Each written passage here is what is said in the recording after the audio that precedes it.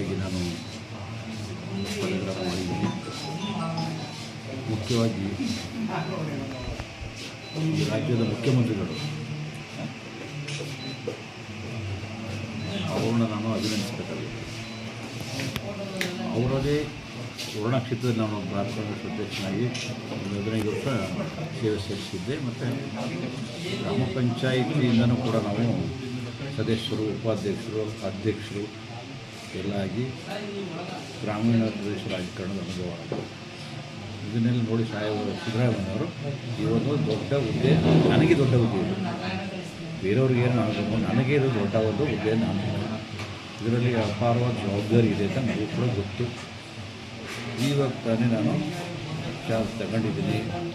ಇಲ್ಲಿನ ಆಗುವಗಳು ಯಾವ ರೀತಿ ಇದೆ, ಏನು ಅನುಕೂಲ ಇದೆ, ಏನು ಅನಾನುಕೂಲ ಇದೆ, ಎಲ್ಲಿ ತೊಂದರೆ ಇದೆ, ಅದನ್ನು ನಾನು ಯೋಚನೆ ಮಾಡಿ ಪರಿಶೀಲನೆ ಮಾಡಿ ಕ್ರಮ ತಗೋಬೇಕು. ಒಳ್ಳೆ ಕೆಲಸ ಮಾಡೋಕ್ಕೆ ನನಗೆ ಇಚ್ಛೆ ಇದೆ. ಸರ್, ಈಗ ಮೃಗಾಲಯ ಪ್ರಾಧಿಕಾರದ ಹುದ್ದೆ ಇದೆಯಲ್ಲ, ಇದನ್ನು ಭಾಳಷ್ಟು ಜನ ತಗೊಳಕ್ಕೆ ಇಷ್ಟಪಡ್ತಿರಲ್ಲ. ನೀವು ಭಾಳ ಆಸಕ್ತಿಯಿಂದ ಇದನ್ನು ತಗೊಂಡಿದ್ರಿ. ಆಸಕ್ತಿ ಇದೆ, ಜನಗಳಿಗೆ ಕೆಲಸ ಮಾಡಿಕೊಡ್ಬೇಕು ಅನ್ನೋ ಒಂದು ಆಸಕ್ತಿ ನಮಗೆ ಮೊದಲಿನದು ಬಂದಿದೆ. ಬಟ್ ಒಳ್ಳೆ ಕೆಲಸ ಮಾಡಬೇಕು, ಸಾರ್ವಜನಿಕರಿಗೆ, ಪ್ರಾಣಿಗಳಿಗೆ ಮತ್ತು ಈ ಕೆಲಸ ಮಾಡ್ತಾರೆ ನೌಕರರಿಗೆ, ಈಗ ನಂಬ್ಕೊಂಡು ಇರ್ತಾರಲ್ಲ, ಈ ಒಂದು ಪ್ರಾಧಿಕಾರ ನಂಬ್ಕೊಂಡು ಎಷ್ಟೋ ಜನ ಜೀವನ ಮಾಡ್ಬೋದು. ಇದರೊಳಗಡೆ ಪ್ರಾಣಿಗಳು ಜೀವನ ಮಾಡ್ತಾರೆ. ಇದನ್ನು ನೋಡ್ಕೋಬೇಕಾದ್ರೆ ನಮ್ಮ ಜವಾಬ್ದಾರಿ ಇದು. ಇದಲ್ಲದೆ ಇನ್ನು ಮೈಸೂರು ಜೂ ಒಂದು ನನಗೆ ಗೊತ್ತು ಅಷ್ಟೇ. ಬೇರೆ ಬೇರೆ ಕಡೆ ಎಲ್ಲ ಏನೇನಿದೆ ನನಗೆ ಗೊತ್ತಿಲ್ಲ. ಹೋಗ್ಬಿಟ್ಟು ನೋಡ್ಬಿಟ್ಟು ಒಳ್ಳೆ ಕೆಲಸ ಮಾಡಬೇಕಾಗುತ್ತೆ. ಸರ್ಕಾರಕ್ಕೆ ಒಳ್ಳೆ ಹೆಸರು ತರಬೇಕು.